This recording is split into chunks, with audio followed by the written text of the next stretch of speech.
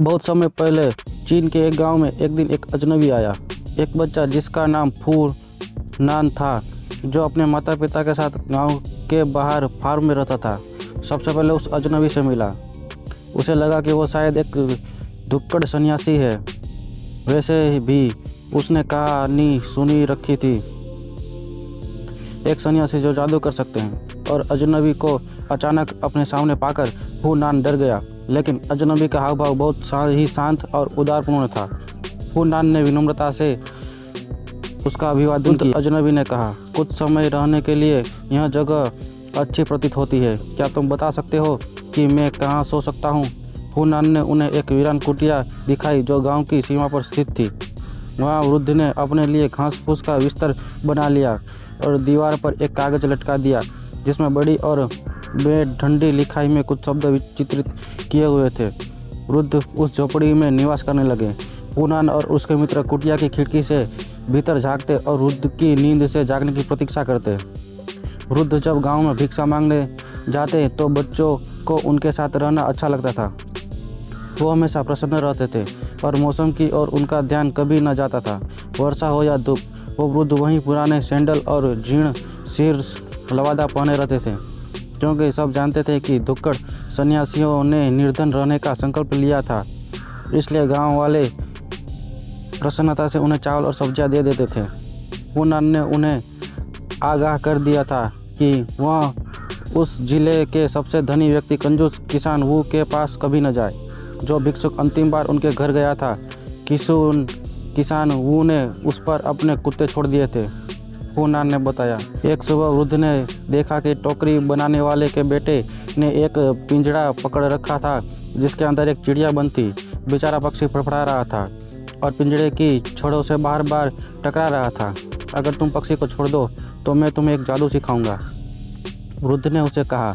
आश्चर्यचकित लड़के ने सिर हिलाकर हामी भर दी। वृद्ध कुटिया के अंदर आए और एक काला कपड़ा, एक कलम, कागज और एक ब्रश लेकर बाहर आए। उन्होंने काला कपड़ा पिंजरे के ऊपर लपेट दिया। जब वह स्याही में पानी मिला रहे थे तब बच्चे उन्हें चुपचाप देख रहे थे। उन्होंने झटपट ब्रश चलाया और पिंजरे में कैद पक्षी का चित्र बना दिया। चित्र इतना सजीव थे कि बच्चों को लगा कि अभी गाने लगेगा। चित्र में उन्होंने पिंजरे को दरवाज़ा खुला चित्रित किया था। तभी चित्र में बना पक्षी चहचहाने लगा। पिंजरे के खुले दरवाजे से मैं बाहर निकल आया और कागज से उड़कर वापस से एक पेड़ की डाल पर बैठ गया। टोकरी बनाने वाले के बेटे ने झटपट पिंजरे पर लगा कपड़ा खींच लिया। यह देख सारे बच्चे आश्चर्य से चिल्लाए। पिंजरा खाली था। सन्यासी लड़के को देखकर मुस्कुराए और बोले, तुमने एक अच्छा काम किया है। उन्होंने उससे कहा, तुमने एक जंगली जीव को स्वतंत्र कर उसके प्रकृति के अनुसार उसे जीने का अवसर दिया है। वृद्ध ने प्यार से कहा, यह जादू सीखने से पहले सन्यासी बनने के लिए मुझे अपना सब कुछ त्यागना पड़ा था। फिर मैंने वर्षों तक अध्ययन किया था और संकल्प लिया था कि इस जादू का मैं कभी भी अपने लाभ के लिए प्रयोग नहीं करूँगा। तुम अभी बहुत छोटे हो, अपना लक्ष्य जानने के लिए प्रतीक्षा करो।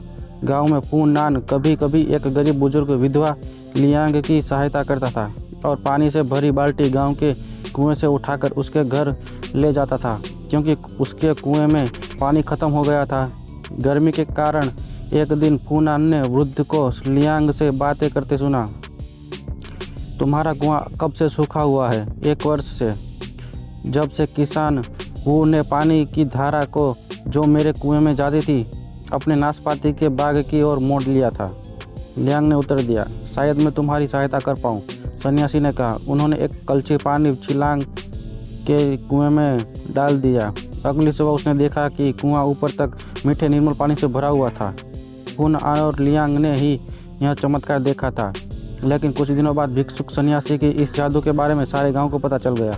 अगस्त चंद्रमा उत्सव के दिन गांव के चौराहे की और जाने वाला रास्ता उन किसान और व्यापारियों से भरा हुआ था जो बाजार में बेचने के लिए अपना सामान ले जा रहे थे। फू नान के माता पिता गोभी की टोकरियां उठाए हुए बाजार की ओर जा रहे थे। जब फू नान ने भिक्षुक सन्यासी को देखा तो उसने माता पिता से पूछा कि क्या वे वृद्ध सन्यासी के साथ साथ चल सकता है। फू नान उस वृद्ध को नई पतंग के बारे में बताने लगा जो वो जन्मदिन पर मिले पैसों से खरीदना चाहता था। अचानक उसके रास्ते पर कुछ हंगामा होने लगा। किसान वू का गधा जो नाशपातियों से भरा हुआ ठेला खींच रहा था भीड़ भाड़ वाले रास्ते पर सड़क को तितर बितर करता हुआ दौड़ने लगा। भारी बोझ से दबे गधे की और तेज दौड़ने के लिए किसान वो उसे पीट रहा था और उस पर चिल्ला रहा था। जब तक फू नान और वृद्ध सन्यासी गांव के बाजार में पहुंचे, किसान वो भी अपने ठेले पर लगी नाशपातियों से बेच रहा था। सूर्य की गर्मी के कारण सबको प्यास लग रही थी और मीठी रस भरी नाशपाती खूब बिक रही थी। एक स्वादिष्ट नाशपाती मुझे खाने के लिए दे सकते हो? सन्यासी ने किसान वो से पूछा। फटीचर भिखारी, तुम्हें कुछ न मिलेगा, किसान वो ने चिल्लाया। लेकिन तुम्हारे पास तो बहुत सारी नाशपाती है, निश्चय ही तुम एक नाशपाती दे सकते हो, वृद्ध ने कहा। यह देख कई लोग इकट्ठे हो गए। किसी ने कहा, इतने कंजूस मत बनो, वृद्ध को एक नाशपाती दे दो। किसान वो ने गुस्से से अपनी लाठी घुमाई और सन्यासी को बुरा भला कहा। बालक फू नान ने जब यह देखा तो पतंग खरीदने का सपना जो वह देख रहा था उसको भुलाकर उसने अपनी जेब में हाथ डाला। पतंग मैं बाद में भी ले सकता हूँ, उससे अपना आपसे कहा और झटपट किसान वो को अपना सिक्का दे दिया। जन्मदिन के उसके सारे पैसों में सिर्फ एक छोटी नाशपाती ही मिली। सन्यासी कहीं यह देख न ले कि पतंग पाने की इतनी तीव्र इच्छा उसके मन में थी। वो फोन नीचे धूल भरी जमीन की ओर देखते हुए अपने दोनों हाथों से रखकर नाशपाती उन्हें भेंट दी। झुककर धन्यवाद करने के बाद वृद्ध ने लोगों से बात की। क्योंकि आप में से कई लोगों ने अपना भोजन मेरे साथ बांटा है, उन्होंने कहा, मैं हर एक को स्वादिष्ट नाशपाती खिलाऊंगा। वह गांव के चौराहे में टहलते हुए आगे चले। भीड़ उनके साथ आती रही और अन्य लोगों की तरह उत्सुक किसान वो भी भीड़ में पीछे चलता रहा। सन्यासी चौराहे की दूसरी तरफ रुक गए। उसे छोटी नाशपाती को वहाँ झटपट दांतों से काट कर खाने लगे। अंततः उनका एक छोटा काला बीज ही बचा।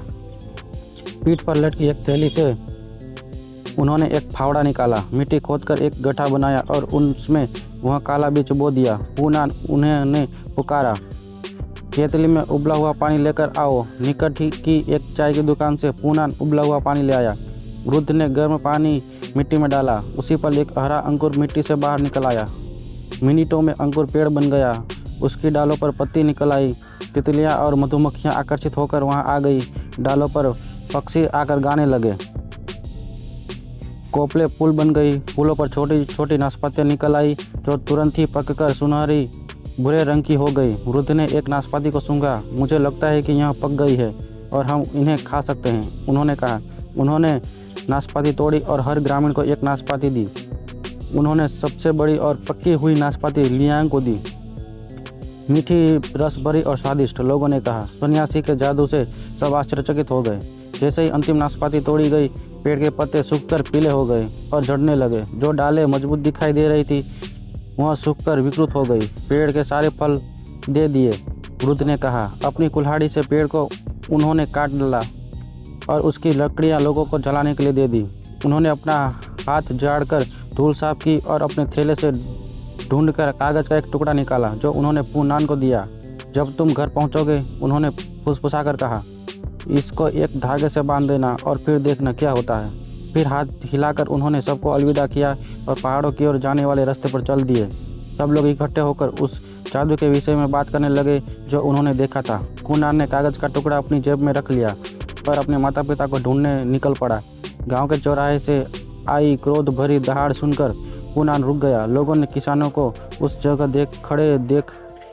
देखा जहां उसका ठेला था। किसान वो की नाशपाती और उसका ठेला गायब हो गए थे। सिर्फ गधा और ठेले के दो पहिए वहां थे।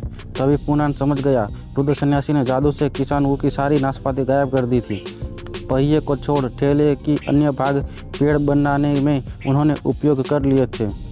किसान वो भी समझ गया कि क्या हुआ था। चौराहे में इकट्ठे लोगों को इधर उधर धकेलते हुए वे सन्यासी के पीछे भागा और चिल्लाया, उस बूढ़े भिखारी को पकड़ो, उसने मेरी नाशपाती चुरा ली।